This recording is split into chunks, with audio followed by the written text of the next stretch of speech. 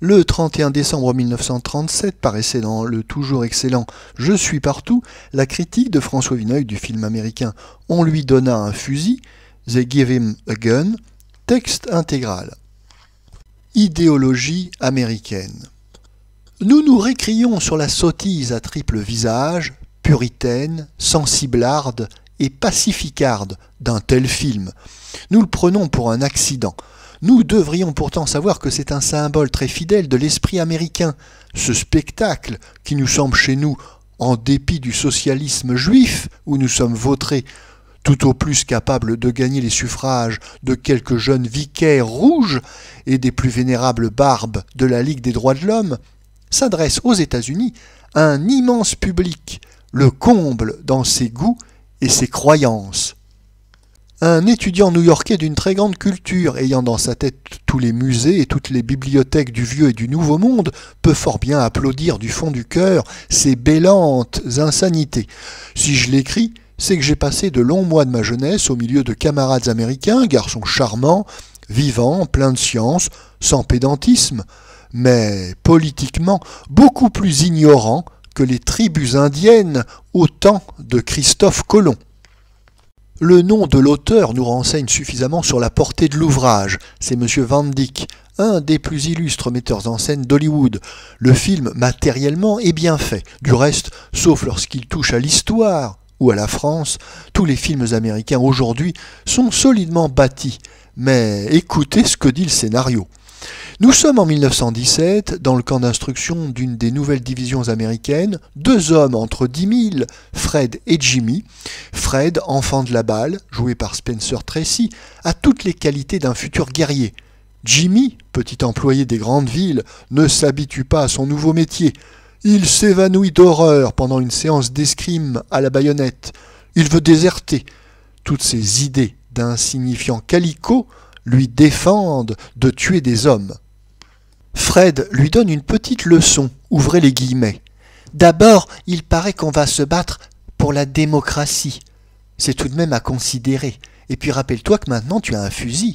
Avec ce fusil, tu es aussi brave et fort que n'importe qui. Fermez les guillemets. Le jeune Jimmy comprend très bien. À peine arrivé au front, il se distingue par un exploit dont les circonstances valent d'être retenues. La progression du régiment est arrêtée par une mitrailleuse allemande placée dans un clocher. L'escouade de Jimmy est désignée pour l'enlever à la baïonnette. Jimmy tremble comme un pauvre conscrit qu'il est. Il échappe seul aux rafales, se réfugie sous le porche de l'église, voit un Allemand qui paraît le menacer en haut d'une échelle. Peureusement, il se rend, puis s'aperçoit que l'Allemand est mort. Il voit aussi qu'en gravissant l'échelle, il tournera les mitrailleuses. Avec volupté, comme à la cible, il fusille dans le dos tous les courageux Boches. Un obus perdu le blesse grièvement quelques instants plus tard. On le couvre de décorations et d'honneurs.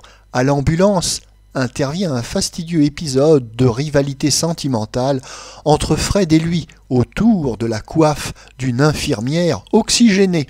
C'est le jujube du romanesque américain, le plus doucereux. Nous assistons également à quelques scènes d'une pruderie qui nous apparaît désopilante, mais possède certainement une grande portée morale dans une paroisse méthodiste. Les demoiselles de la UMCA font effacer avec des mines d'autruche scandalisées l'antique et gaillarde inscription, ouvrez les guillemets, « La femme est faite pour le plaisir et le repos du guerrier », fermez les guillemets. Fred est prêt à rouler dans les abîmes infernaux parce qu'il boit le pinard au goulot et qu'il accepte volontiers après une bataille les délassements que lui proposent au cantonnement de jeunes personnes dont c'est le métier. Pour sa punition, Fred sera porté disparu. Il n'est que prisonnier.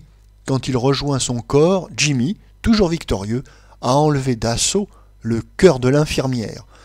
2 ans plus tard à New York, Fred, directeur d'un cirque ambulant, rencontre Jimmy, prospère et souriant. L'ancien fantassin est devenu gangster. On lui a appris à se servir d'un fusil à tuer. Il en profite désormais pour trucider ses semblables avec une sûreté qui lui a vite valu beaucoup de considération dans le milieu. Un tel spectacle est un désolant témoignage sur la vie d'un peuple. Ainsi, l'héroïsme militaire n'est qu'une forme de la lâcheté. L'armée est une école d'assassinat, et voilà l'idéologie quasi officielle chez les descendants des pionniers qui firent la conquête de tout un monde. Il y a un étrange paradoxe dans la niaiserie spirituelle d'un peuple qui, dans tant d'autres domaines, souvent insignifiants, fait l'apologie de la force la plus brutale. L'Amérique qui se repaît de courses d'auto meurtrières, qui élève un champion de marteau ou du catch au rang des grands savants et des grands artistes, l'Amérique qui se passionne pour la sinistre épopée de ces bandits, demeure fidèle à la voix de son sang.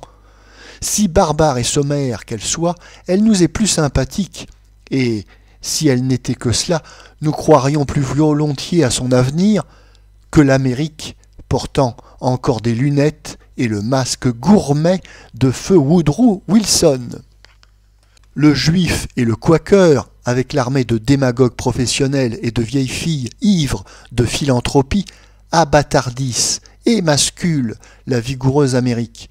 Ils seront les premiers responsables de l'orage que les nuées démocratiques préparent pour ce pays, et qui crèvera un jour ou l'autre avec une violence inouïe.